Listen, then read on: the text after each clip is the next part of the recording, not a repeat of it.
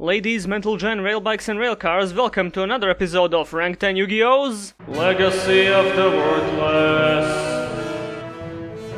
If you aren't familiar yet, in this series we're looking at the most unplayable archetypes ever shut out by Konami's executive asshole, what exactly makes those archetypes so horrible, and what could have been improved in order for them to be less awful. The grading scale we use involves consistency, power, comeback ability, protection and versatility, and an archetype is considered terrible if it doesn't excel in any of these categories. With that said, let's begin this episode's topic. Just look at that new background. Warm, pleasant, inviting, creates a very appropriately comfortable backdrop for shitting on children's card games, am I right? Today on the cutting room floor we're finally coming back to the clusterfuck of design choices that is the early dual terminal saga. This time focusing on Flamvell, an archetype whose entire existence might as well just be condensed into this one single card, and nothing of value would have been lost. Flamevells aren't exactly as bad as some of the gutter trash we covered in the series before, but they're still just inefficient enough to be considered worthless. So sit down on this cold winter morning, or evening depending on your time zone, and hope that this collection of flaming cardboard can warm you up. We start off with Flamvell Pwn, a level 1 pyro with 200 attack and defense, and when it's destroyed by battle and sent to the graveyard you can add one monster with 200 defense from your deck to your hand. To anyone unfamiliar with the archetype, this may seem a bit strange or too specific, but the overarching theme with not only Flamevells, but many fire monsters released after them is that they have 200 defense. Again, if you're not familiar, you'll see why very soon. The thing with Pwn though is that he searches literally any monster with 200 defense, making his search pool as wide as 169 monsters, including the legendary Cursed Fig. The effect is still a bit too slow to matter, but for the time this was a pretty standard searcher and it filled its purpose decently, so I guess we're off to an okay start. Now, if only its name wouldn't remind me of shitty memes from 2007.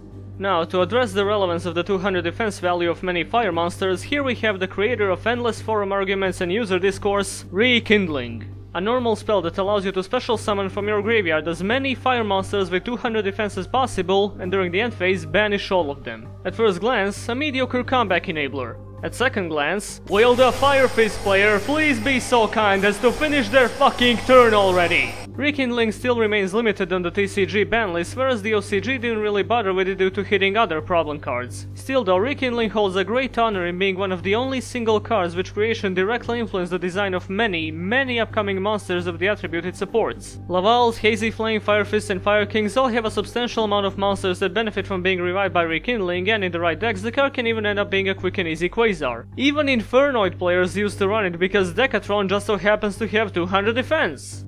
This motherfucker do have 200 defense, damn sure does. However, the very archetype it originates from is, ironically, the one that least benefits from using it due to a lack of combos present in it other than just badly filling up the graveyard for the purpose of using Rekindling in the first place. The card is arguably badly designed due to it being a soul charge with no cost for decks that can use it, but seeing how nowadays we have cards that do a lot more with a lot less setup, I am going to murder this fucking rat. I wonder if we could ever see it back to 3. Great card, but merely just decent in its own archetype. Going back to the monsters, we have the level 1 tuner with 800 attack and 200 defense, Flamvell Baby. During your main phase you can send it from your hand to the graveyard to increase the attack of a fire monster you control by 400. Unless you have like 2 or 3 babies in your hand, the attack boost is barely significant and you can't even use it on either player's turn. Really the only use of this thing is to easily fill the graveyard with level 1 tuners, which will then proceed to rekindle as it were, which is not necessarily a bad idea, but unless you have rekindling ready at that specific moment, babies usually end up being less useful and more cloggy and annoying, much like babies in real life. Not the worst of the Flamevell as it can help you build up synchros with the right field, but not the best either because its usage might be a bit too specific. Right now, I feel I should point out the existence of the Flamvell sub-archetype consisting of 5 cards and an entirely different playstyle named Neo Flamevell, but since they're so drastically different from the originals, I'm gonna hold off from talking about them until we cover all the regular Flamevells. And trust me, it's not gonna be pretty. Flamvell DRAGNOY is a level 2 dragon type with 1100 attack and 200 defense, and when it is destroyed by battle and sent to the graveyard, deal 500 damage to the opponent. You can banish this card from the graveyard, along with one face-up fire monster you control, to add one Flamvell DRAGNOY from your deck to your hand. Well, talk about the world's most inefficient burn engine. The only thing DRAGNOY has in common with the rest of its archetype is that it has 200 defense, and that it's bad. First of all, it's not even a tuner, which would have been welcome considering its level. Banishing a monster you control just to search out another copy of itself is ridiculous, and what do you get in the end? 500 burn damage. Yeah, how about I just run Ukazi? Go home, DRAGNOY, nobody likes you. Get the fuck out of here. Flamvell Archer is a level 3 tuner with 1000 attack and 200 defense, and once per turn you contribute one face-up pyro-type monster you control to increase the attack of all Flamvell monsters you control by 800 until the end phase. While 800 is a pretty decent boost, the effect is obviously, again, intended for setting up the graveyard with tuners which we will then proceed to revive, which kinda defeats the point of attack boosting because you will most likely be using the boosted monsters for synchro plays as opposed to beatdown, and since it requires a tribute, you need to have an already set up field in order for the effect to have any usage. I mean, he can most certainly tribute himself, but can you really afford to waste a normal summon for a mere 800 attack increase in a deck focused on synchros? Because I sincerely believe that if you're relying that much on a stat difference to accomplish anything, you're not playing a very good deck in the first place. Also, is he firing fried onions at people? That's pretty kick-ass. Next up, we have an old friend returning from a classic Legacy of the Worthless episode. Gotta love and gotta have one of these guys. It's Flamvell fucking Lore Man. It's a level 4 tuner with 1400 attack and 200 defense, and while you control an ally of Justice monster, he gains 400 attack. An effect with literally no practical purpose whatsoever other than relating to the Dual Terminal storyline. Flamvell Magician epitomizes all the core aspects of early Dual Terminal archetype design. He doesn't even gain 400 for each of them, just brings himself up to 1800 like he's trying to impress Rudra Senpai or something. Now isn't that an image you like having in your head? Wanna hear the funniest thing though? This is a Flamvell staple solely due to the fact that it's a level 4 fire tuner with 200 defense. You run this guy at 3 because it's the most useful tuner you have only due to its level. This used to be a legit popular card in the time when level 4 tuners were still barely a concept, and for what it is, it does occasionally get the job done. It's just that the effect is so absurdly useless that I think making the card a normal monster would be a disservice to the hilarity factor. What a goddamn masterpiece. Flamvell Grunica is a level 4 dragon type with 1700 attack and 200 defense, and when it destroys a monster by battle and sends it to the graveyard, inflict damage to the opponent equal to that monster's level times 200. This is another unfortunate result of Konami experimenting with the Flamvell playstyles, as one part of the archetype somehow ended up being really shitty burn effects and nothing else really going for them. Besides, most you can get out of Grunica considering its attack is around 800 damage per battle, unless you're really into this effect and you run Moon Mirror Shield just to ram into a bunch of kaijus, at which point Grunica is outclassed by the terrifying KA2 des Saisons pour la peine capitale. Flamvell FIREDOG is a level 4 beast with 1900 attack and 200 defense, and when it destroys a monster by battle and sends it to the graveyard, you can special summon one fire monster with 200 or less defense from your deck except Flamvell FIREDOG. So yeah, this is actually pretty good. Very nice attack value for a level 4, easily special summons a whole bunch of fire monsters with 200 defense or less, among which are a bunch of Flamvell cards, Hazy Flames, Flamvell Magician to easily make a level 8 synchro. This fucker special summons Aitsu, alright? Okay, let that sink in. Can you hear that?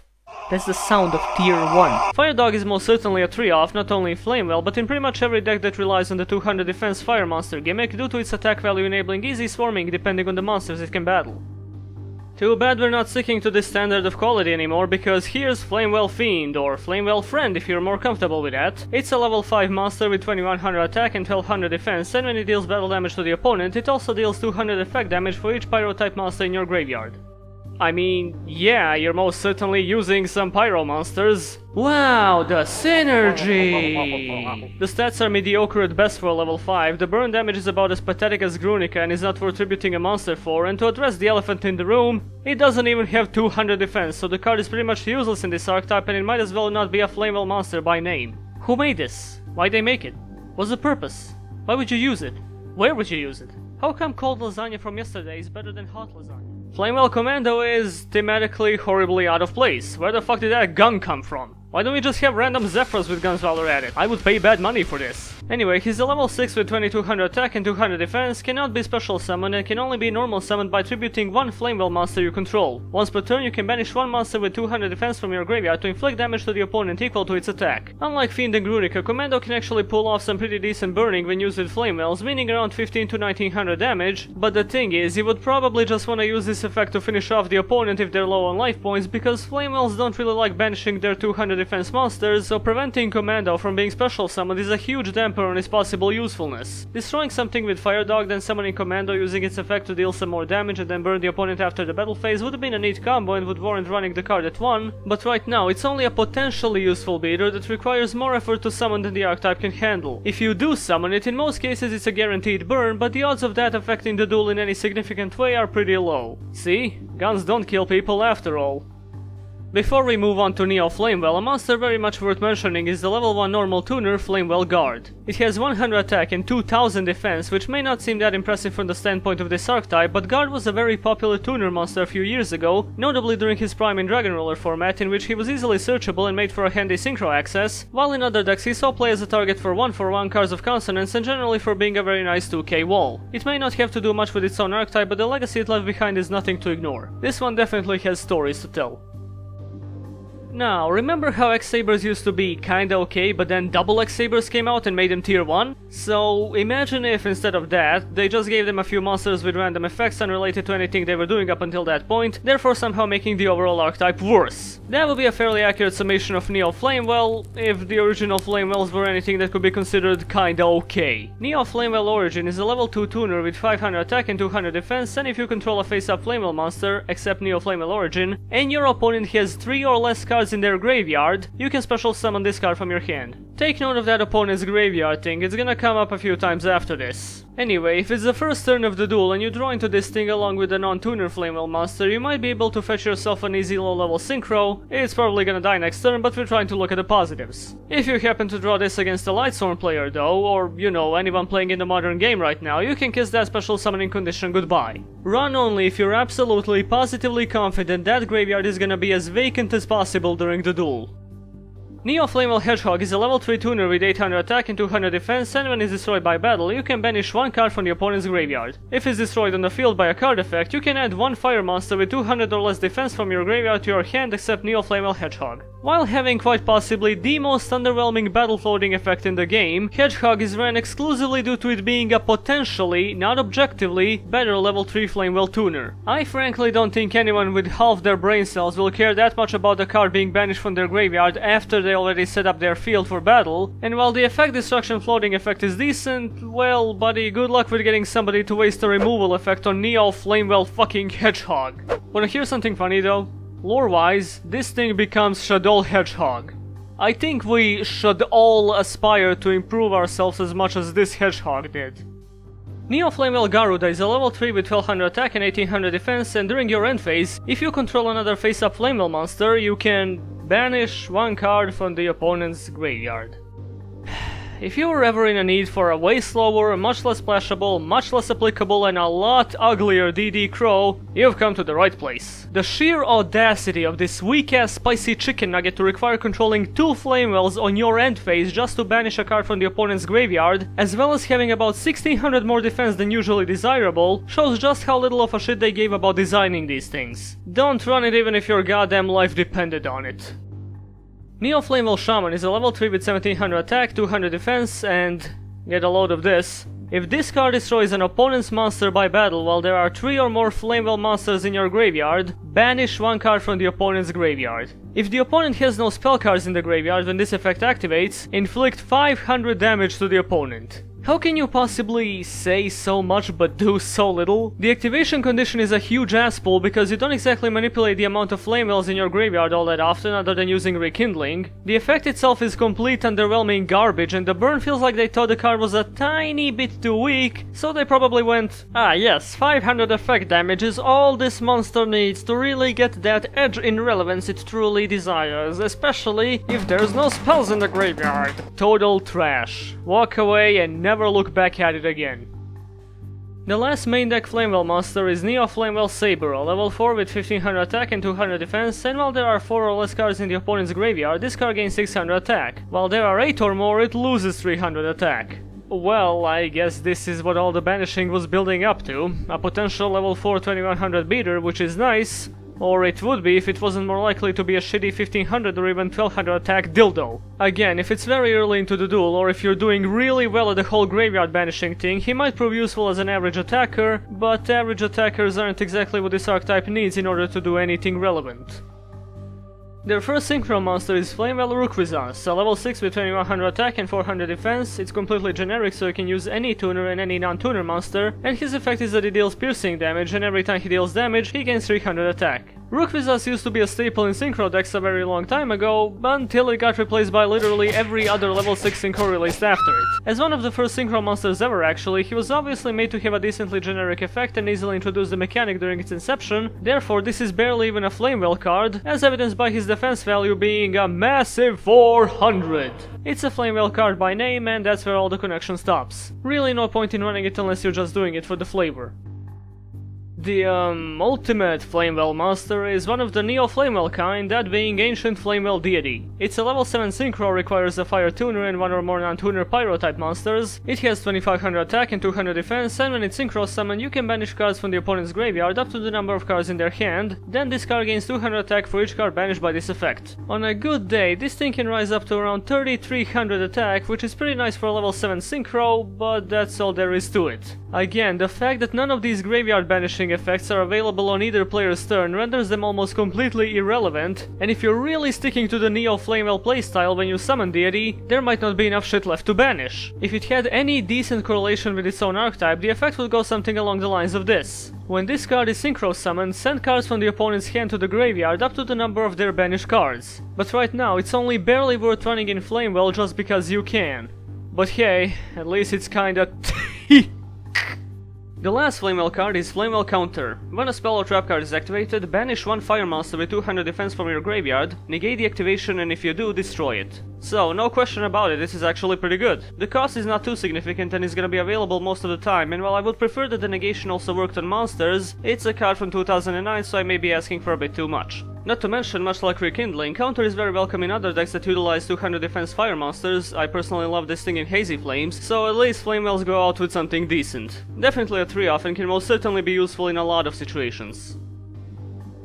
And now time for the part that gave everyone panic attacks in high school, the grades. Consistency is not one of Flamvell's stronger points. FIREDOG relies on attacking to search out monsters, and Pawn relies on getting attacked, and that's basically the extent of this archetype searching ability. When it comes to power, there's a possible beatdown and burn strategy here, but focusing on that playstyle forces you to run some more inherently bricky cards and generally doesn't have that much power output in the first place. Comeback ability is most certainly present in the form of Rekindling, even though in this deck the most you'll get out of it is possibly a level 8 synchro unless your graveyard is perfectly set up for a Quasar play or something. Rekindling is a great card, but its power in this deck is fairly neutered since the Flamevells like a good way to manipulate their graveyard like Laval's, therefore leading to potentially underwhelming plays. Still though, being able to revive your entire graveyard with one card is not something many archetypes can generally do, so I'll give this one a pass. Protection is barely existent, and when I say barely, I mean Flamvell Counter might save you from a Raigeki, and that's about it. As for the versatility, regular Flamevells barely stand up against anything, and while I think Neo Flamevells had a decent idea with graveyard banishing, which could definitely hurt a lot of modern decks if done right,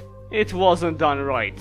As for how I think Flamevells could have been improved, well, first of all, give them more ways to set up their graveyard, be it a continuous or a field spell, since the archetype really needs quicker access to their playmakers. Speaking of which, improve their consistency by giving them more search options while making them adhere to the deck's playstyle, meaning burn damage and setting up the graveyard, and in turn you could potentially build an OTK while getting your combo pieces. And regarding the argument about playstyles, make something out of Neo Flamevells. I legit like the idea of manipulating the opponent's graveyard and would love to see it expanded upon, if not in Neo Flamevells, then in some future archetypes. I have no idea why they went the direction they did when making Neo Flamevells, because they seem to have immediately scrapped the idea, but there's a whole lot of unexplored potential here. Then they could definitely use some more synchros, given the fact that they have so many varying levels in their tuners and non-tuners. It's really weird that they have only a level 6 and a level 7. While we're at it, those need to be way more formidable boss monsters as opposed to mediocre beaters. And lastly, I wanted to say unlimit Rekindling, but the card can be so absolutely insane sometimes that the amount of discourse created by the insinuation that it should be at more than 1 is enough evidence of its potential power. Maybe give them an archetypal alternative to Rekindling? I don't know. Flamevells confuse me. They seem to be one of the more experimental archetypes from the early synchro period, but I'm not sure what the experiment was meant to produce. I'm also confused by the inconsistency in their artwork, because the only noticeable theme in it seems to be that they are fire things. Well, at least it's more consistent than the Ally of Justice designs. I'm a squid! If anything, you could say that Rekindling is a testament to the potential dangers of making really strong generic attribute support, as evidenced by the fact that Lavals literally have no place without it. Flamvell as an archetype may not have made an impact, but at least a few of their cards found their place in the meta due to being wonderfully splashable and generic. Which is more than I can say for Noble Knights. Ladies, Mental Gen, Railbikes and Railcars, thank you for watching this episode of Ranked and Yu-Gi-Oh's Legacy of the Worthless. If you want to support the channel, you can donate to my currently pointless Patreon. If you want to see me shitpost more, you can visit my Twitter, and if you want to be a friend, you can visit the Ranked and Discord server, and links to all of those and more can be found in the description. Tune in next time for the final Legacy of the Worthless episode before the Grand War of the Worthless. And no, it's not gonna be Noble Knights. I'm Rata of Ranked and Yu-Gi-Oh! Do remember to subscribe, and I'll see you next time.